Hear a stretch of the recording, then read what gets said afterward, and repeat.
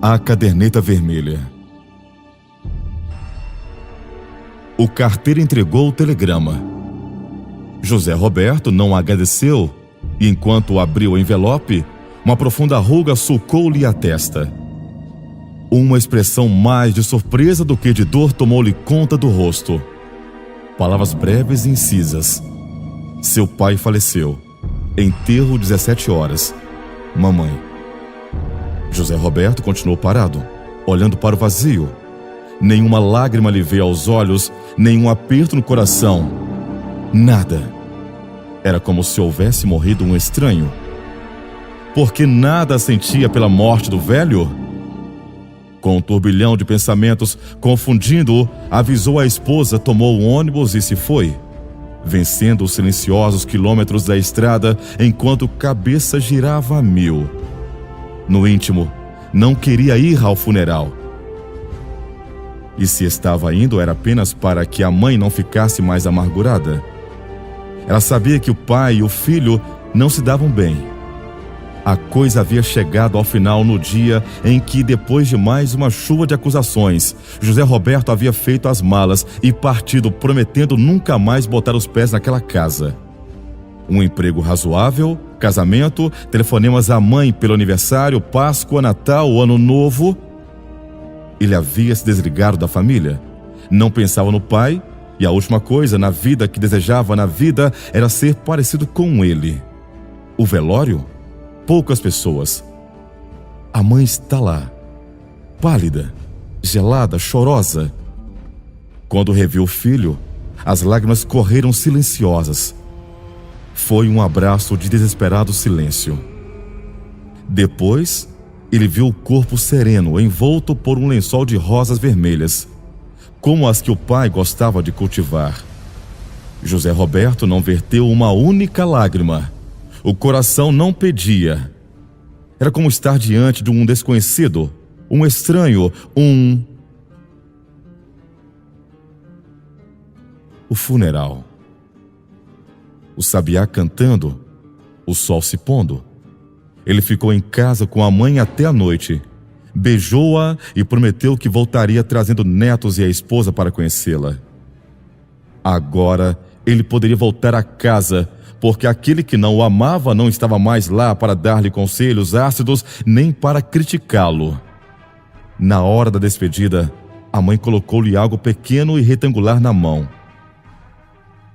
Há mais tempo você poderia ter recebido isto, mas, infelizmente, só depois que ele se foi, eu encontrei entre os guardados mais importantes, disse a mãe.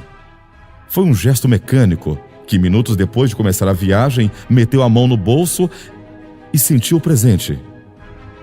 O foco mórtido da luz do bagageiro revelou uma pequena caderneta vermelha.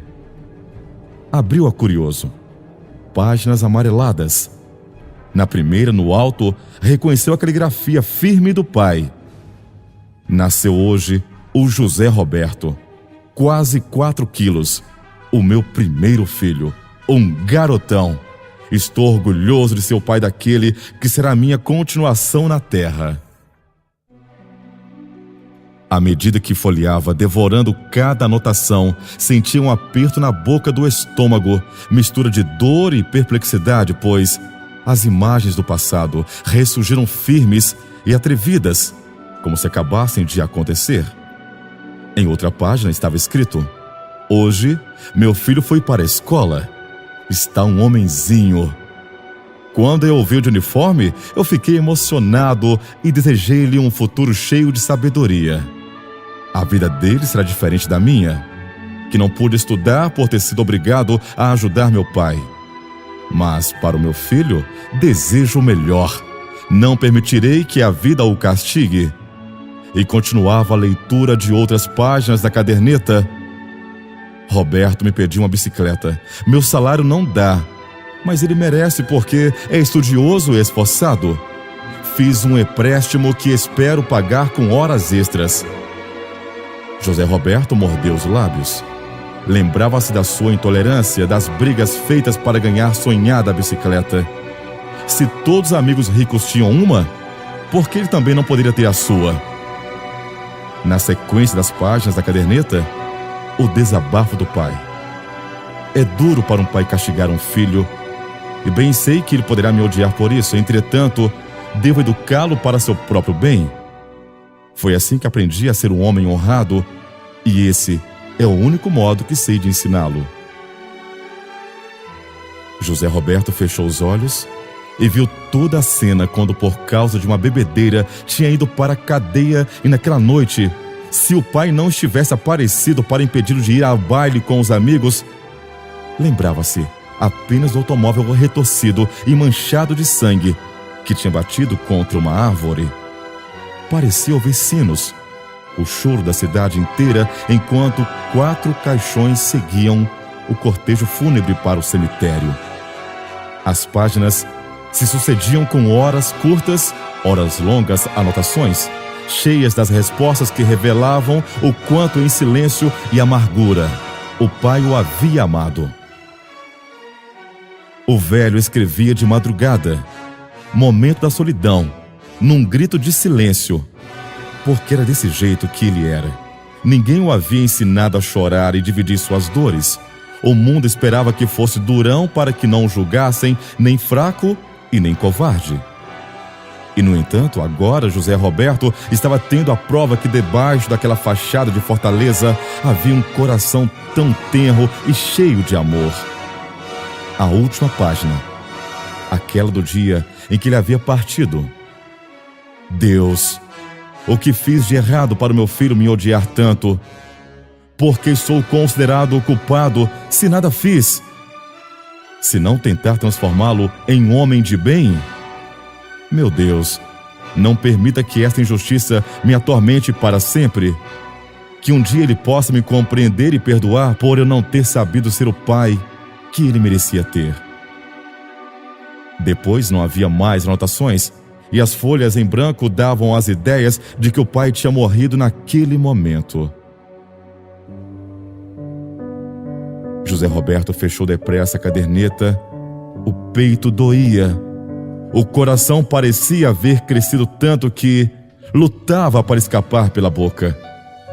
Nem viu o ônibus na rodoviária, levantou aflito e saiu quase correndo, porque precisava de ar puro para respirar. A aurora rompia no céu, e mais um dia começava. Honre seu pai, para que os dias de sua velhice sejam tranquilos. Certa vez, ele tinha ouvido esta frase e jamais refletido na profundidade que ela continha. Em sua egocêntrica cegueira de adolescente, jamais havia parado para pensar em verdades mais profundas.